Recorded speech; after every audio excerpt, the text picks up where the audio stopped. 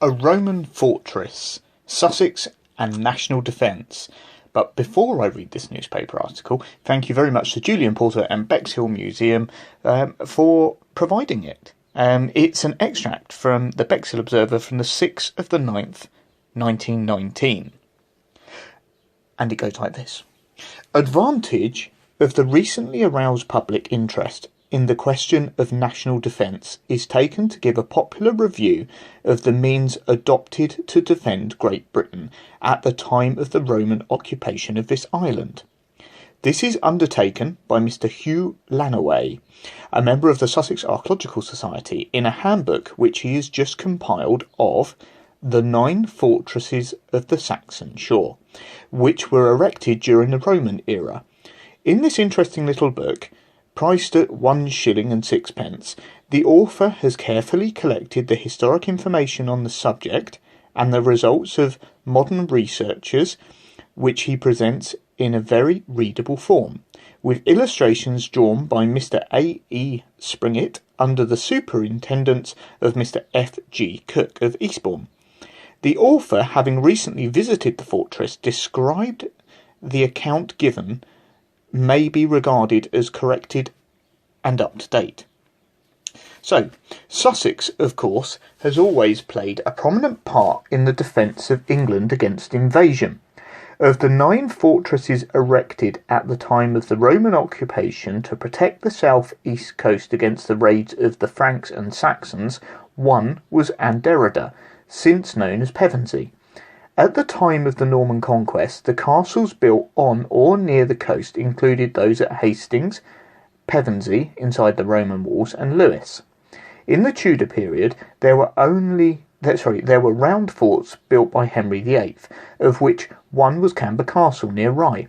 Finally, at the time of the Napoleonic menace, we had the Martello Towers from Pevensey Bay to Rye Bay, and Sandgate, many of which survive to this day. Mr. Lannaway does not pretend to add anything to our knowledge of Pevensey, though his presentation of the facts is concise and in such form as will be most agreeable to the general reader. The change of Pevensey from a seaside place is thus picturesquely described. Pevensey at the Roman period was close to the shore. Now it is over a mile distant. The sea then penetrated some miles inland. Now the surface is converted into marshland. The sea, in fact, has shut itself out in Pevensey Bay by piling up miles of boulders, pebbles and sand, which give a striking illustration of the power of the eastward drift. To put it more tersely, it is Beachy Head being removed to Pevensey Bay in driblets, denudation in one place and accretion in another, and these accumulations on the shore are locally known as the crumbles. The chapter of the fortress of Anderida concludes with the following modern reminiscence.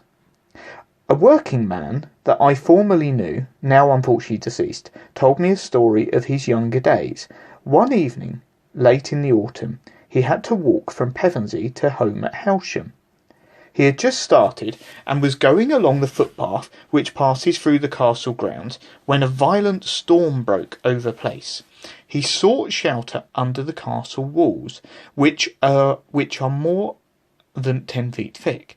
Finding a hole with ivy over it, he crept in and spent quite an hour there. My friend was on watch regarding the outlook, the same as the Roman sentinels nearly 2,000 years before, and saw and heard much the same things. The wind howled furiously, the sea roared, the owls screeched, the birds and insects moved among the ivy. The worms smacked, the snakes and adders began to rustle. Well, the man could stand all this no more. He even did not mind a snake. Last of all, the frogs jumped by the score all around him. Glancing about for a break in the storm, he cut his stick and made off. No leapfrog for him. Mr. Lannaway is giving away the profits on the sale of his handbook to St. Dunstan's. Thank you.